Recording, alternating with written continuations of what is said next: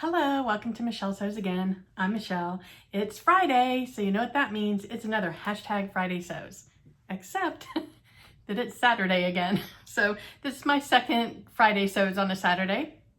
I'm sure you will enjoy it anyway. Will you though? Maybe. I think you will. So I'd love to say thank you to Jen from Today in Jen's Sewing Room for starting the hashtag Friday Sews. It is a wonderful idea where we talk about sewing and a little bit about life.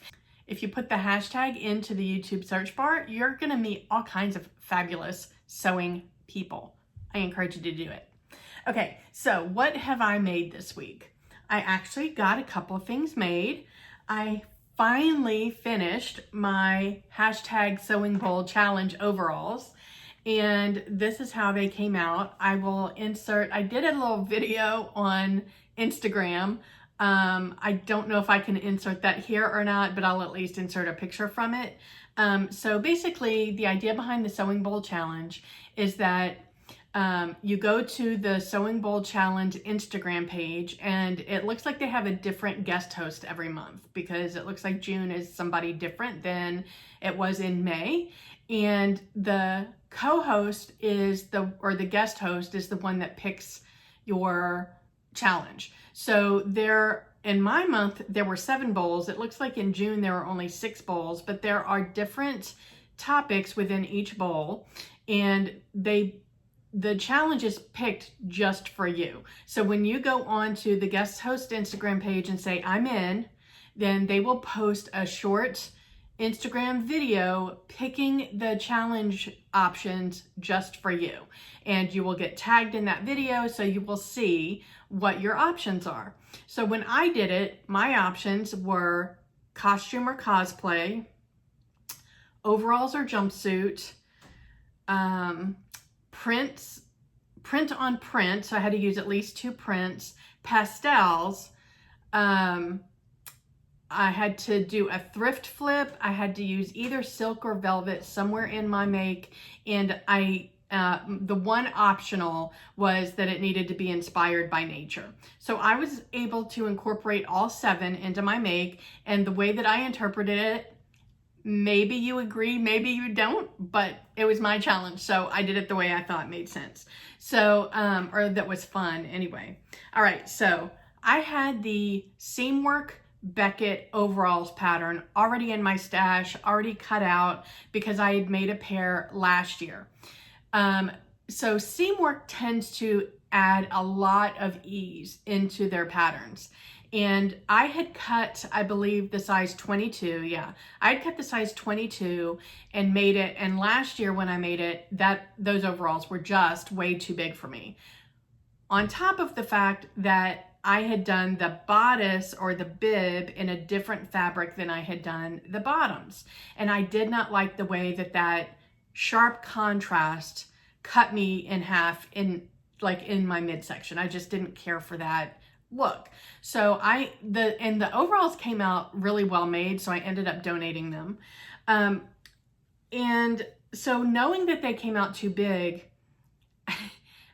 I thought about resizing the pattern, but then I also remembered that I've gained some weight since I made those last year. So I'm like, because looking at my measurements today, I should have been in the 24. So I was like, well, knowing that they have a lot of ease, let me go with the 22 that I've already got cut. And you guys, the fit was literally perfect. So that's just something to keep in mind if you make this based on my body measurements. In the pattern sizing, they would have recommended that I make a 24, and this 22 fit me literally perfect. Meaning perfect for me, that there was enough ease that it was comfortable, but me who likes things oversized would not say that these were oversized. There was just enough ease for them to be comfortable. And yeah, so I would recommend that if you make these, that you go down a size. And the making of them was actually pretty easy. There were obviously extra steps than what I'm used to doing because I like to make really simple things, but it was really easy. Now, I did make a couple of modifications. So the pattern does not call for a pocket on the bib. This is the pocket pattern for the pocket that goes on the rear end. And I didn't want them there.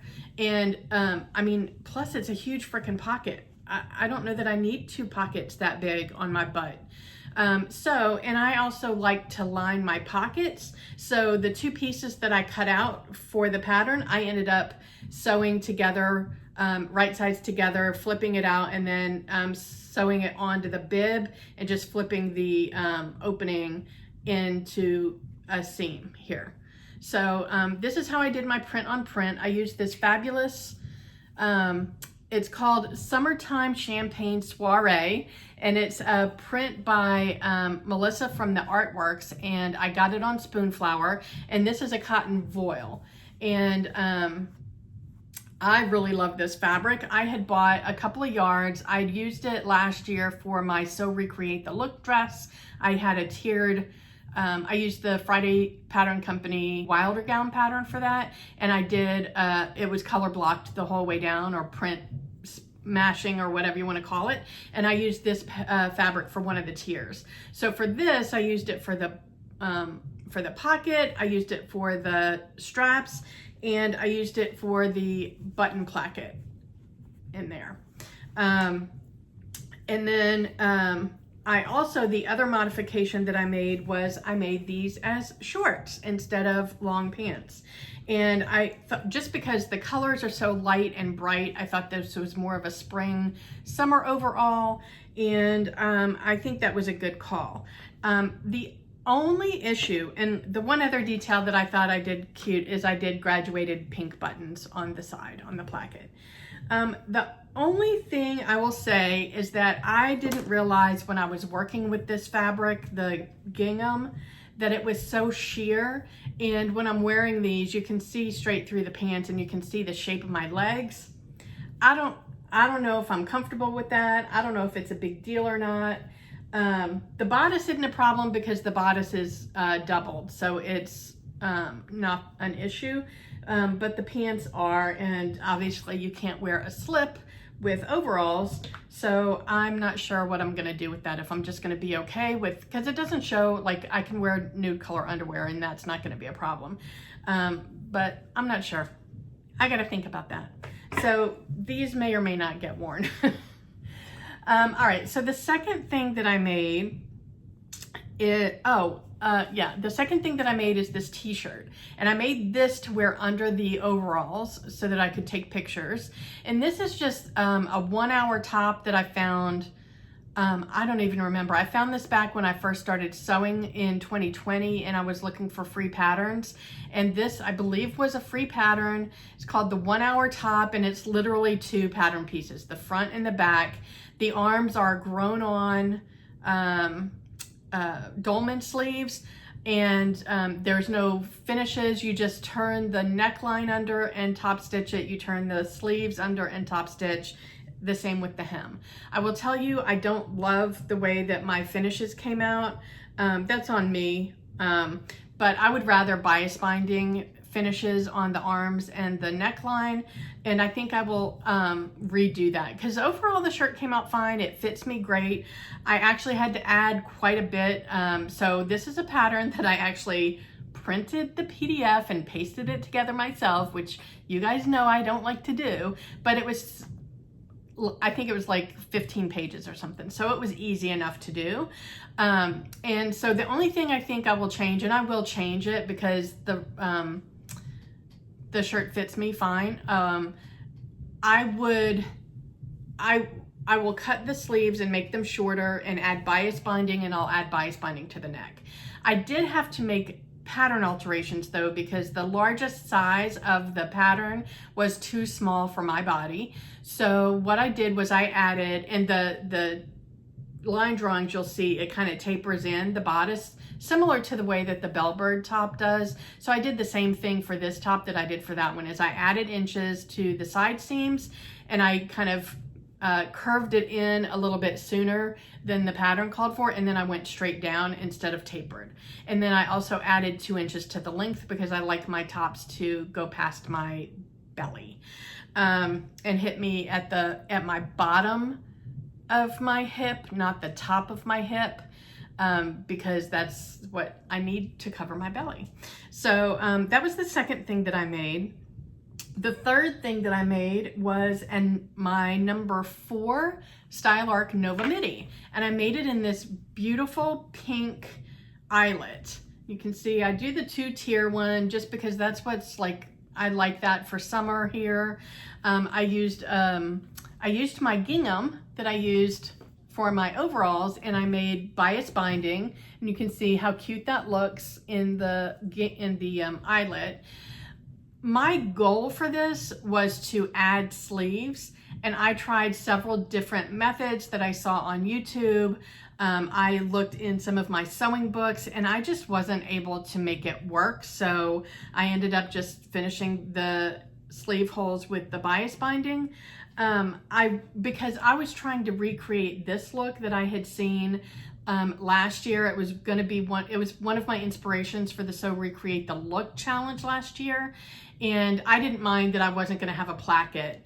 I just really wanted the sleeves and the tiered dress. So I'm a little bummed that I wasn't able to figure that out. If you have any recommendations on how I can add sleeves to a tank, and this isn't even a tank style, I would call this more of like a sleeveless top, because this is basically, this hits me right at my shoulder. Yeah, if you have any recommendations on tutorials on how to draft a sleeve to go onto a sleeveless pattern, please let me know in the comment box below. But I'll get a ton of wear out of this. I love this fabric, and yeah, that's gonna be a lot of fun.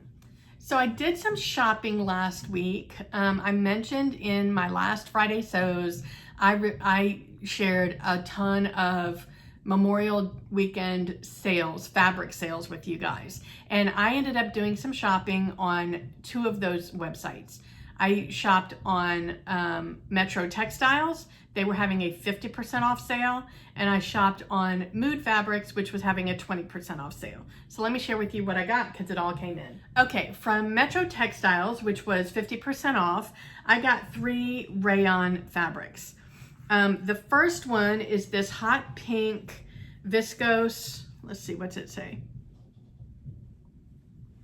Yeah, it's just this hot pink viscose. You can see the drape in it. I got 3 yards. It was on sale for $6.25 a yard. And I just love, obviously I love hot pink, duh.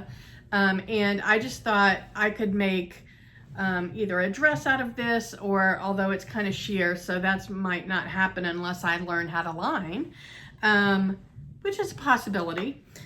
Or I can make a couple of tops out of it. And I just love this color, and I think that that was a really good deal. And it feels really nice. Like, it doesn't feel cheap. I've gotten some sale, like really inexpensive rayons before that just felt cheap. This doesn't feel super cheap to me.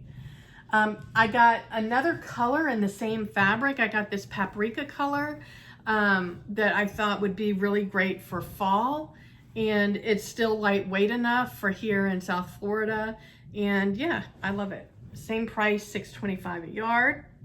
And then the third fabric that I got might surprise you guys, but this is a fan pattern rayon, and it's in navy and white. And don't worry, I'm not gonna try and dye it.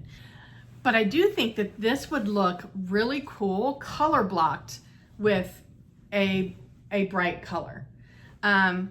I just think this pattern is really cool, and it's one that I might wear by itself, but I do like the idea of pairing it with something brighter. And I got 2 yards of this one because I knew I wouldn't make a dress with it. I usually, my standard is I usually buy 3 yards because I need 3 yards to make like a shirt dress or something. And I usually need 2 to 2.5 yards to make a top. I can't get anything out of 1 yard. When I buy 1 yard, it's because I'm planning to color block that with something. I can't even get a tank top out of 1 yard. So when you guys do those, 1 yard garment videos, there's nothing in there that I can use. So 2 yards is when I think I will use it for a top.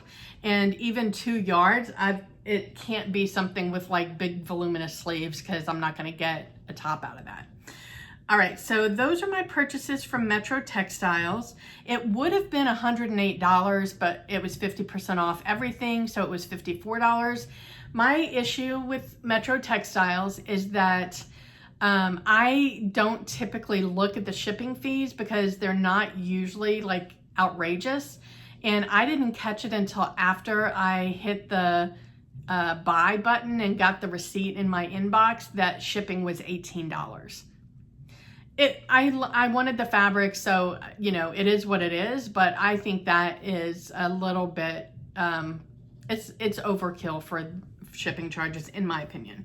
So I wasn't real happy with that, and I will double check shipping charges if I ever decide to shop with them again.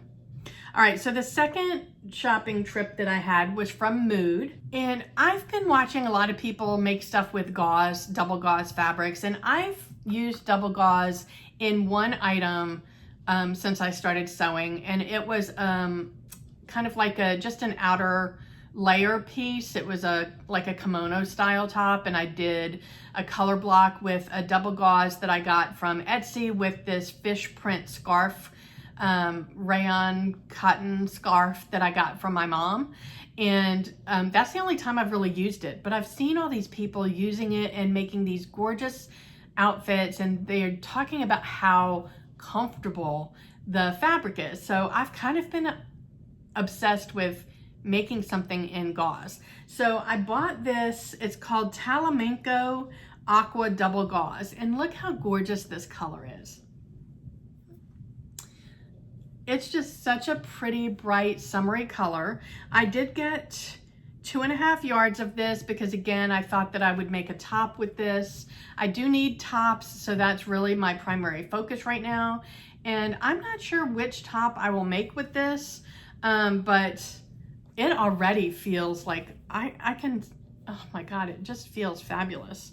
And this was on sale. It's normally $10.99 a yard. It was on sale for $8.79 a yard, and I bought 2.5 yards. And then this is my favorite out of my whole shopping trip. This one is my favorite. This came from Mood, and this fabric, it was listed under the linens, but the actual description of it is that it is a slubbed polyester.